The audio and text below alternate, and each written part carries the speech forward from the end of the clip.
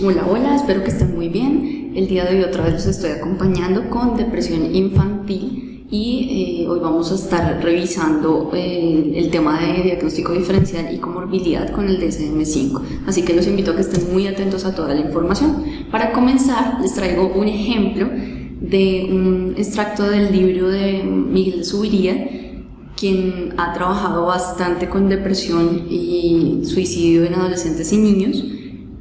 Y en el libro se encuentran extractos de varias cosas que escriben niños, y me gustó porque nos refleja un poco la realidad que viven los niños y adolescentes cuando sufren de depresión, porque básicamente ven de pronto que toda la vida sigue en normalidad para todo el mundo, pero ellos siguen sintiéndose tristes, siguen sintiendo que no están en normalidad, que hay algo que no está funcionando de la manera adecuada, ¿bien? Entonces los invito a que estén muy atentos a toda la explicación y que me acompañen en este transcurso. Igualmente los invito a que revisen muy bien el DSM-5 y a que estén muy atentos a todas las explicaciones que se den. El sol sonríe sobre los tejados, las espigas ondean bajo la fresca brisa, un suave calor inunda mi cuerpo. ¿Por qué estoy triste? La gente se divierte, los tiburones gritan, las parejas se aman y bailan en la pista. ¿Por qué estoy tan triste? Como nos damos cuenta, efectivamente todo sigue normal. Lo único que no sigue normal, o donde hay una nube gris, es encima del niño, por decirlo de alguna forma. Es ahí donde tenemos que trabajar. Bueno, como ya lo vimos anteriormente en el otro módulo, el DSM-4 y el CIE-10 nos dan ciertas pautas para diagnosticar la depresión. En este caso, volvemos a encontrar que en el DSM-5, a pesar de que se habla más sobre niños y adolescentes, digamos que no está estructurado como algo diferente a la depresión en adultos, sino que se tienen que tener en cuenta algunos de los ítems que de pronto ellos nombran para niños y adolescentes. Hay una diferencia, y es que en el trastorno de desregulación disruptiva del estado del ánimo, que es el primero que vamos a ver hoy, está separado del trastorno bipolar que de pronto en el DSM-4 veíamos, y podemos encontrar entonces también que hay algunos aportes que se hacen hacia la adolescencia y la infancia. ¿Listo? Comenzamos entonces con el Manual Diagnóstico de Desórdenes Mentales, hablando acerca del trastorno depresivo de desregulación disruptiva del estado del ánimo, seguido de trastorno de depresión mayor, trastorno depresivo persistente distimia y trastorno disfórico premenstrual. Quizás no se van a tocar todos acá, pero lo importante es dar como un pequeño rechazo a todo el contenido que nos muestra el DSM-5 y que ustedes muy juiciosamente lo visiten, lo revisen muy bien y solucionen esas dudas que les quedan de pronto del tema. También podemos ver entonces que nos trae el trastorno depresivo inducido por una sustancia o medicamento, el trastorno depresivo debido a otra afección médica, otro trastorno depresivo especificado y otro trastorno depresivo no especificado. En el DSM-5 nuevamente nos muestra la diferencia y el parecido de pronto que tienen todos esos trastornos. En este caso entonces tenemos que el estado de ánimo triste es uno de los que acompaña a todos los trastornos, así como el vacío o la irritabilidad. Igualmente el cambio somático, que en ocasiones se puede ver y en ocasiones no. Y hay un cambio cognitivo evidente, donde precisamente vamos a mirar en el DSM-5 cuál es esa sintomatología somática, esa sintomatología psicológica cognitiva, para revisar cómo es que debemos diagnosticar si el niño evidentemente está o no está presentando esos síntomas. Y recuerden muy bien que, por ejemplo, en la depresión mayor se encuentra incluso que los niños no pueden realizar, no tienen el interés de realizar las actividades de la vida diaria como si la tenían en su momento en algún espacio. Por otro lado, tenemos una diferenciación, y es precisamente en el tiempo. En estos trastornos de pronto no todos se van a diagnosticar con la misma ligereza. Hay algunos que de pronto se demoren más, entonces digamos que dicen desde M5 que de pronto tiene que ser con 2 semanas o con un mes o con 2 meses. La etiología también puede ser distinta y obviamente si tiene una presentación temporal o más bien es una presentación que dure muchísimo tiempo, ¿verdad? Me gustaría arrancar con una diferenciación que de pronto confunde y es el hecho precisamente que el DSM-5 y los otros recursos que tenemos como profesionales de la salud mental nos dejan acerca de la depresión adulta y la depresión infantil. Porque precisamente como no hay una diferenciación de pronto como si lo está para el trastorno del espectro autista o hay trastornos del desarrollo o algo así, puede que se nos dé la confusión, pero acá les traigo algo para que también intentemos un poco diferenciar esa sintomatología. En adultos entonces encontramos que la depresión normalmente se va a expresar más en cuanto a la tristeza, mientras que en los niños se va a expresar más en irritabilidad.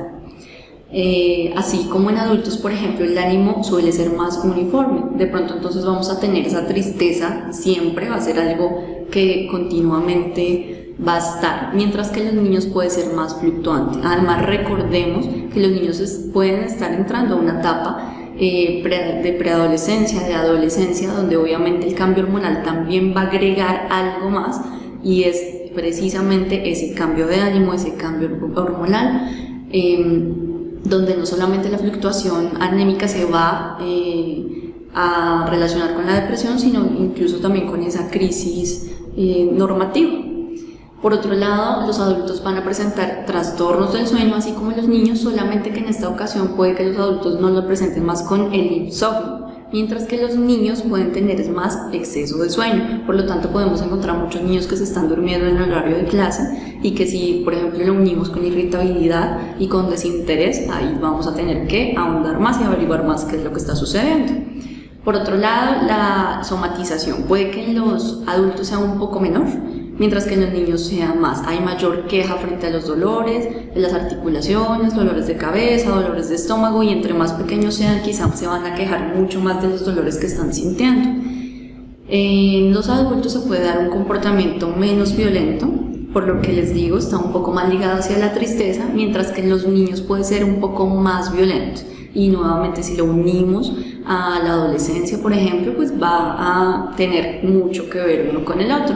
Y el comportamiento, como va a estar ligado a la irritabilidad, podemos ver un exceso también de comportamiento violento. Y finalmente tenemos el hecho de expresar el deseo de morir. Puede que en los niños se vea mucho más que en los adultos. No es que no se vean en los adultos, porque sí que se ve, pero puede que los niños lo puedan expresar mucho más, incluso el deseo de intentar suicidarse, de querer suicidarse, de querer perder la vida. ¿Listo? Ahora bien, vamos a mirar qué es el diagnóstico diferencial, aclarar un poco qué es y para qué nos sirve. Básicamente nos sirve para establecer las diferencias que existen entre un trastorno y otro trastorno, los síntomas que corresponden, por ejemplo en este caso, a la depresión, y los síntomas que corresponden a otro tipo de trastornos que puede incluso llegar a parecerse, pero que no es el trastorno que vamos a diagnosticar. Y igualmente vamos a mirar entonces con esto si es el trastorno efectivamente según los síntomas que tiene ese paciente que tenemos, si corresponden a ese trastorno o más bien no corresponden a ese trastorno sino a otro que nos va a mostrar el DSM-5.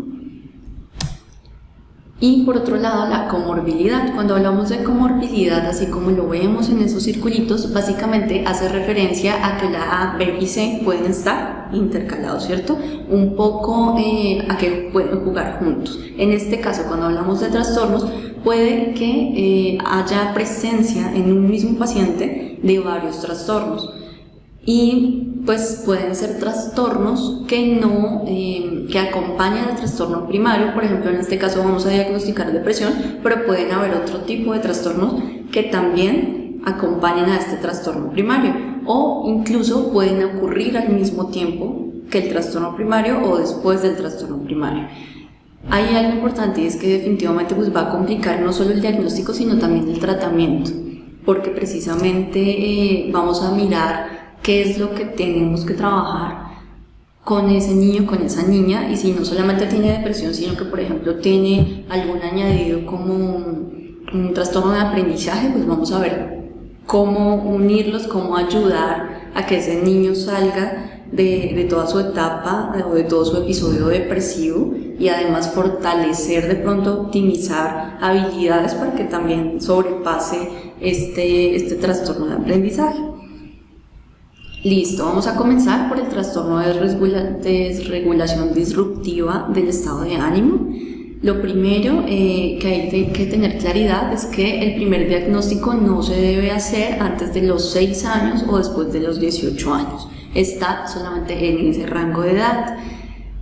Se puede dar entonces como sintomatología una irritabilidad crónica, una irritabilidad grave y persistente, no es una irritabilidad que se quita, sino que persiste, una cólera que típicamente es una respuesta a la frustración y puede ser tanto conductual como verbal. Entonces aquellos niños que de pronto incluso le pegan a sus padres o son groseros con ellos, o pueden pegarle a objetos o cosas. Si un individuo nunca ha tenido un episodio maníaco o hipomaníaco, no se debe hacer el diagnóstico de trastorno de desregulación disruptiva del estado de ánimo. Eso hay que tenerlo muy claro. Cuando hablamos de este trastorno suele hablarse de trastorno bipolar porque quizá tienen algunas cosas parecidas, pero hay que diferenciarlo con algo, y es, por ejemplo, que en el trastorno bipolar de pronto esa irritabilidad va y viene. En el trastorno disruptivo no hay bien, es un trastorno, como ya lo vimos, donde hay una irritabilidad persistente. Por ejemplo, esa es una de las diferenciaciones. Como nos damos cuenta, en el DSM-5 nos trae el diagnóstico diferencial para este caso, diferenciarlo precisamente de trastornos bipolares, de trastornos negativista desafiante, y esto porque, como ya lo vimos, hay cólera, ¿no? Y cuando hablamos de trastorno negativista, pues también se ve que los niños son bastante explosivos, de pronto no manejan muy bien la irritabilidad y demás. Trastorno por déficit de atención e hiperactividad, donde puede que en muchas ocasiones cuando tú tengas un niño con este tipo de trastorno de ánimo y sea bastante explosivo, se mueva bastante, pueda diagnosticarse con un déficit de atención, pero realmente tengas un trastorno de desregulación disruptiva. También tenemos que diferenciarlo entonces con trastorno depresivo mayor, que lo vamos a hablar acá, trastorno del espectro autista, trastornos de ansiedad y trastorno explosivo intermitente. Cuando hablamos de la comorbilidad del trastorno, vamos a ver algo muy importante, que es lo siguiente: no deberían en este caso tener síntomas que cumplan los criterios de los trastornos bipolares, ya que en este contexto solo se haría el diagnóstico de trastorno bipolar. Tenemos que tenerlo muy claro. Y podemos ver entonces que se puede conjugar con este tipo de trastornos que nos nombra el DSM. El espectro autista nuevamente, así como lo vimos con el diagnóstico diferencial, evidentemente tenemos que diferenciarlo por algo, y es que cuando tenemos, por ejemplo, un niño con autismo, tiene algún episodio irritable, algún episodio donde de pronto pueda ser grosero o algo, y puede que solamente se deba al hecho de cambiarle sus horarios, ¿no? De cambiarle sus rutinas que ya estaban establecidas, y puede que nosotros digamos que esa conducta pertenece más al otro trastorno, pero realmente no. Y como nos damos cuenta, puede que se den ambos. Puede tener el niño entonces un espectro autista y a la vez puede tener un trastorno de desregulación disruptiva. Por lo tanto, hay que tener en cuenta la sintomatología de cada uno y cuál prevalece sobre el otro, cuál es el que tenemos que tratar de inmediato. Igualmente, la comorbilidad con ansiedad también es alta, y el trastorno negativista desafiante en este caso.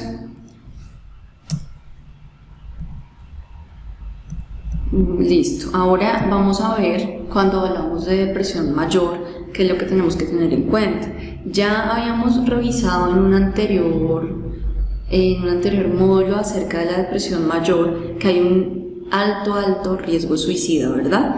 Así que esto nuevamente nos lo vuelve a traer el DSM-5 y tenemos que hacer una revisión exhaustiva si hay ideación suicida en ese niño, si hay ya intentos suicidas quizá. tenemos entonces que existe un diagnóstico diferencial con estos trastornos que están acá. Voy a nombrar primero la tristeza porque quizá hay muchas personas que van a confundir la tristeza con la depresión mayor y pueden incluso decir que ese niño tiene una tristeza permanente, pero puede ser una tristeza que incluso se haya dado por algún evento como un duelo, ¿cierto?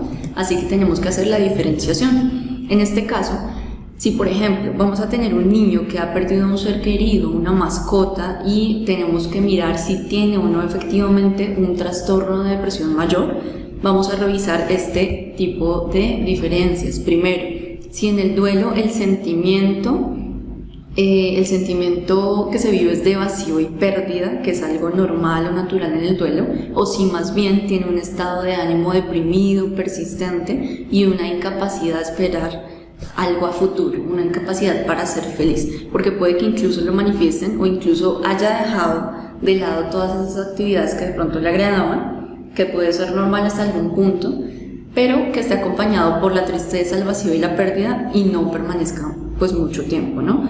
Y obviamente que tenga la capacidad todavía de sonreír, de disfrutar ciertas cosas y demás.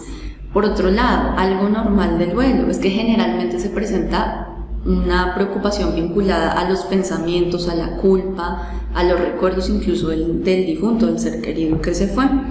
Mientras que en el episodio de depresión mayor vamos a ver una autocrítica hacia la rumiación pesimista. Es diferente porque vamos a encontrar que puede que tengamos culpa frente a algo, puede que el niño tenga una preocupación vinculada al hecho de que se fue, que ya no está, que ya no lo ve, que incluso de pronto puede haber tenido culpa de no haberse despedido a tiempo o de no retrasarlo más para que no se muriera, cualquier cosa así, pero es diferente al hecho de estar todo el tiempo pensando negativamente acerca de ese evento, acerca de pronto lo que yo pude haber hecho para haber evitado esa muerte, ¿no?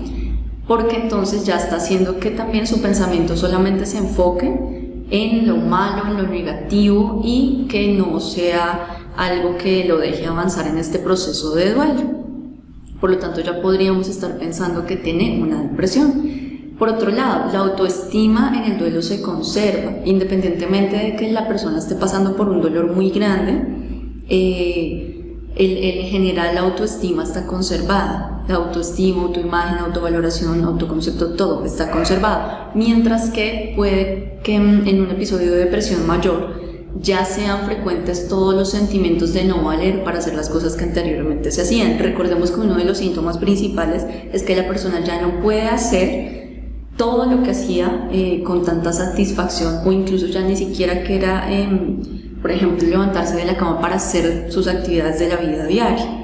Lo que no pasa en el duelo, puede que la persona tenga una autoestima conservada, siga adelante con sus cosas, el niño siga adelante con todo a pesar de que llora, a pesar de que se sienta triste, a pesar de que haya un vacío, a pesar de que se ponga irritable, pero se va a diferenciar porque acá entonces los sentimientos son mucho más hacia autoagredirse, puede decirse psicológicamente, pensar más como en el desprecio por sí mismo.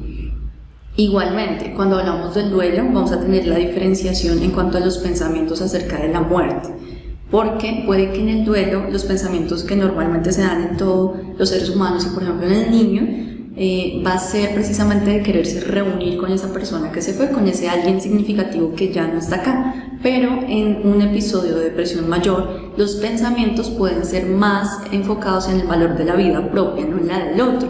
Entonces se van a concentrar más en poner fin a mi propia vida, pero debido al sentimiento de inutilidad, debido al sentimiento de no servir de pronto para nada, de no ser digno de vivir lo que se está viviendo y de no poderse sentir capaz para hacerle frente al dolor. Hay una diferencia muy grande entre una y la otra.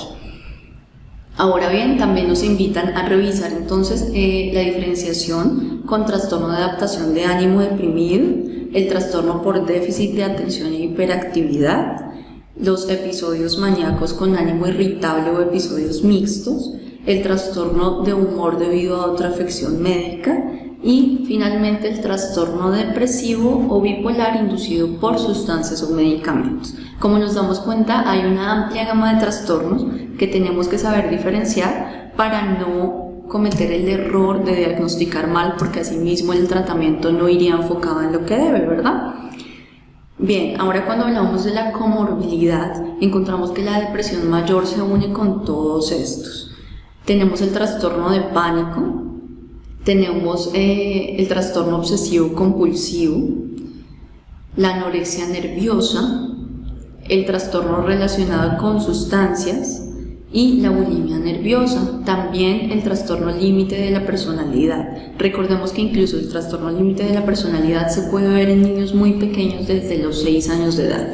El trastorno de anorexia y bulimia son trastornos que se ven comúnmente en las niñas, incluso pueden ser trastornos que sean respuesta en muchas ocasiones a un estrés muy grande, por ejemplo un estrés postraumático después de una muerte, o a un mal manejo de ese estrés o de una muerte o de un duelo, ¿verdad? Lo cual se convierte en una depresión mayor también. Entonces vamos a ver que hay un conjunto de diagnósticos o de trastornos que pueden estar intercalados y que tienen obviamente que tener sus diferenciaciones, y también tenemos que saber en qué se parecen ellos para también aplicar pues nuestro tratamiento como tal.